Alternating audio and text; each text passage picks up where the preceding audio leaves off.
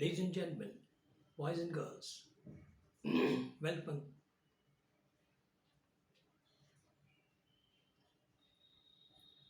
Ladies and gentlemen, boys and girls, welcome again to this episode, the discourses on personality and competency. There is a young man in the office who has spiritual followings. He has a spiritual following. He's too young to be in that mold, but he is, and is quite popular. He's the one who will read a hymn before he opens a lunchbox. He's the one who will say something before he starts his work at the desk.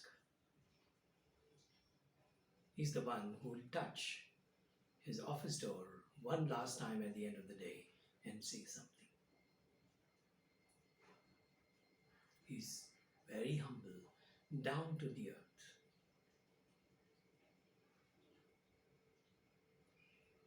The office has started at 9 and suddenly at 9:30, the CEO of the company, 6 ranks higher than this gentleman, this young boy, 6 ranks higher than that, calls him and says, I have this meeting, we're going to handle a very controversial subject. May I borrow some of your peacemaking ideas? May I borrow some of your peacemaking ideas?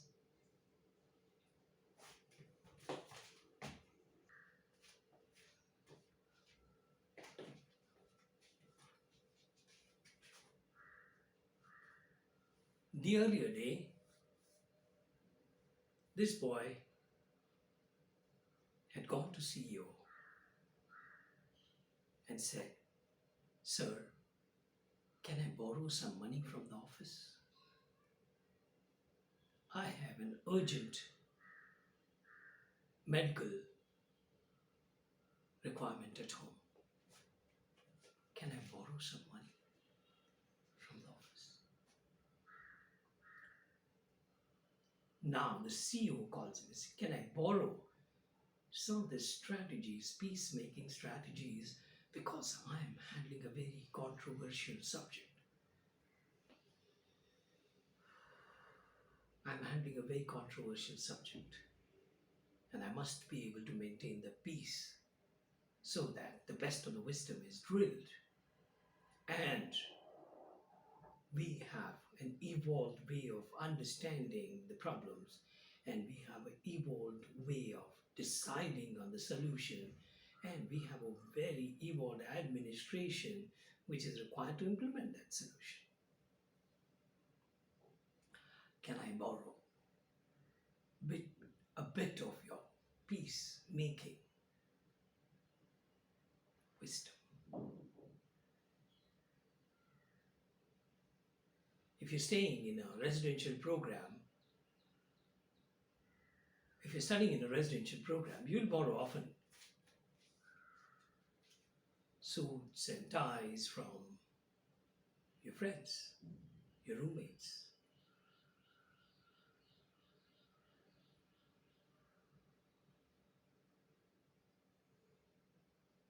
That is to enhance. That is to enhance your performance in a given situation. That is to enhance your performance in a given situation. To make it better. To make it look better.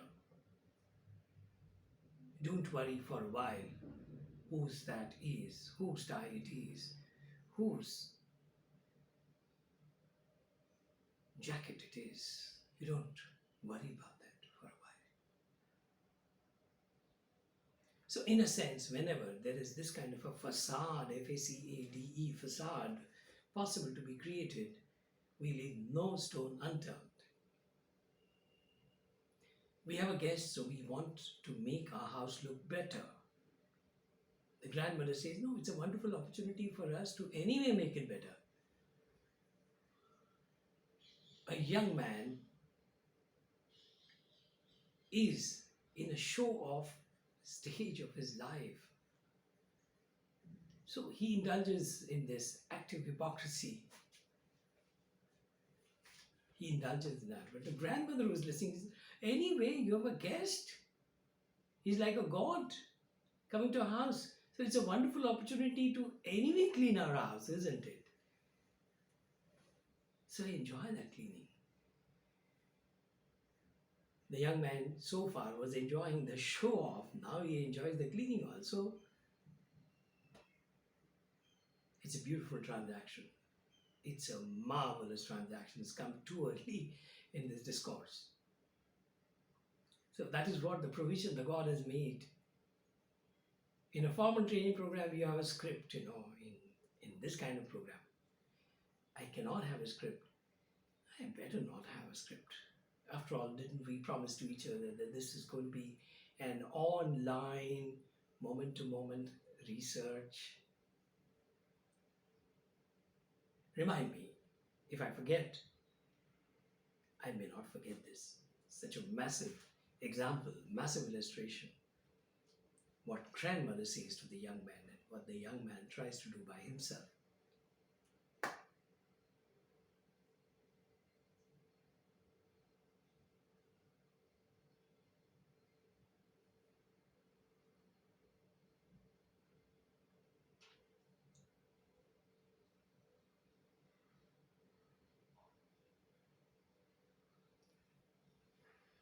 We borrow ideas for a while. We use quotes which are not our own. We use illustrations and inspiring stories which never happened to us. These stories were not created by me, my life, but I borrow it and seemingly make other people believe that I was some part of that character. A better is the storyteller who personifies the character, isn't it? A better is the storyteller who personifies a character. So indirectly, I'm trying to put me, myself there and borrow ideas and images of others' performance. Borrow the image of greatness of others.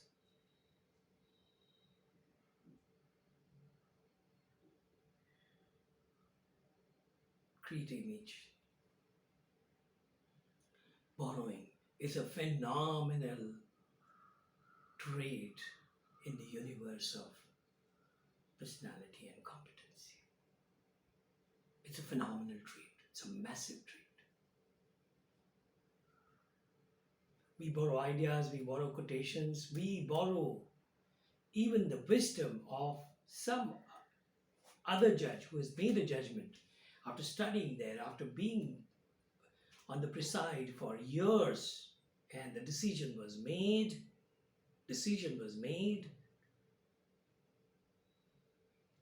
That entire experience is borrowed through a lawyer by the judge. So that says, in the year so and so, this is referred to this case, and the honorable court had given this particular thing. He said, can you give me a link, because I too had heard about this case, but uh, mm, I would like to study this proper. Give me a month or so. I have some other things to do. I would like to study this. So he's borrowed that experience. Borrowing is a huge trait in personality. There's absolutely nothing wrong. Nothing wrong. You want to grow faster, so you borrow.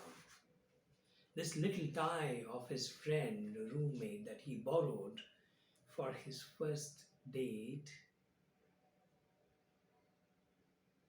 is a beautiful redefinition of the event.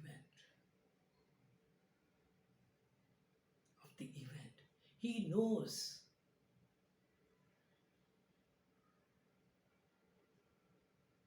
the lady will not be interested in how I dress up. But he also knows it could still become her comfort zone. It could still be some sort of a little humming before the main song comes. I had to be on the song. It's a first date for me. I have to be on the song. That's the sense of romanticism. I have to be on the song. I can't play something here, something there, something. There has to be a proper tune. I have to be completely, I have to be completely prevailed upon the musical notes. I'm on my first date. The star is not going to give me that music. Neem, the proverbial music. The star is not going to give me the music, no, the proverbial music, but it would still create some sort of a comfort zone.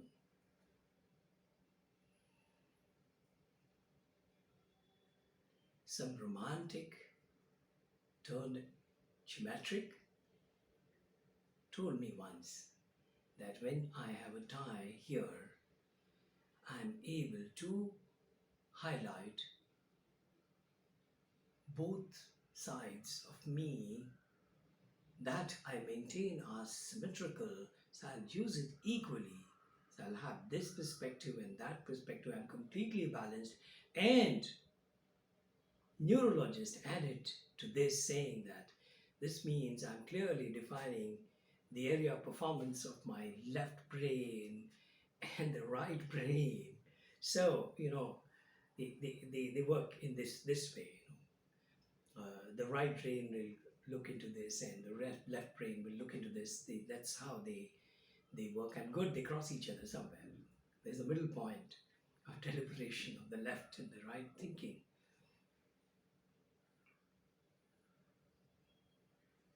And believe it or not, it has no relevance to the leftist and the rightist politic. It's no relevance at all. Because politics is more about administration. It is not so much about pure research. Where the left and right brain would work more conclusively, more homogeneously, more respectably with respect to each other. More respectably with respect to each other. So the tie comes in. So I highlight both sides of me. So I highlight the symmetry. Very imaginative though. Try and use it. Probably the tie on the neck could help you balance both the things, the right hand and the left hand, the right thinking and the left thinking, the rightist thinking and the thinking that you must leave, the thinking that that should have left you. The ugly, the bad, and the poisonous, the self-killing, the self-destructive, human-destructive feelings that should have left you.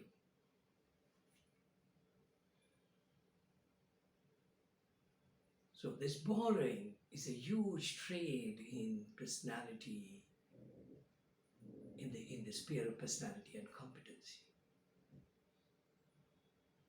But there is no alternative. There is no alternative to creating your own. Because borrowing has a least value to it.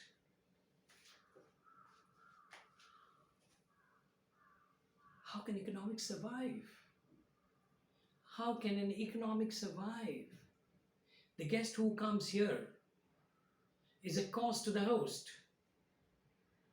It is a cost to the host.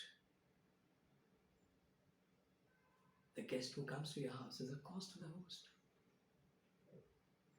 Your time is involved, your space is involved. That time nobody else can walk in. That will be pretty disrespectful. That is the time your children cannot study, cannot do the memorization on high pitch.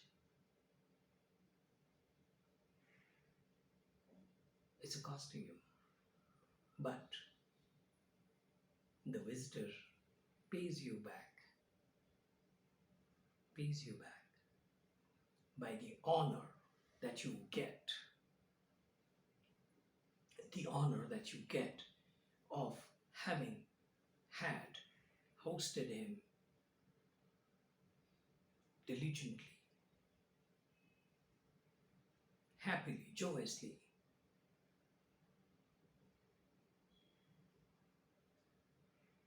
The guest pays you back via another mechanism of giving you a chance to perform a human karma, the human duties, the most spiritual human duties.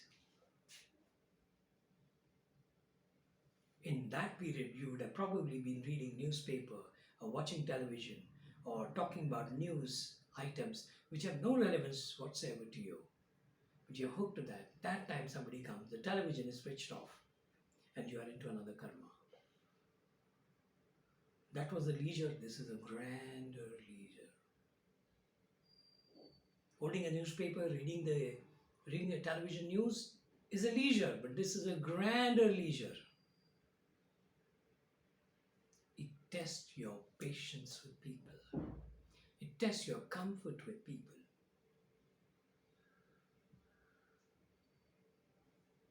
It tests your attitude towards a moment that comes to you. So you put in your Shakespearean garb and direct the show. May you, shouldn't you, could you, couldn't you put in your Shakespearean garb and direct the show?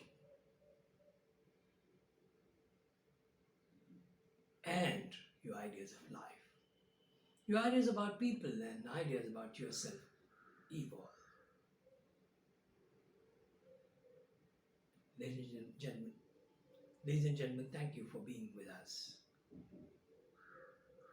Ladies and gentlemen, thank you for being with me. We'll continue.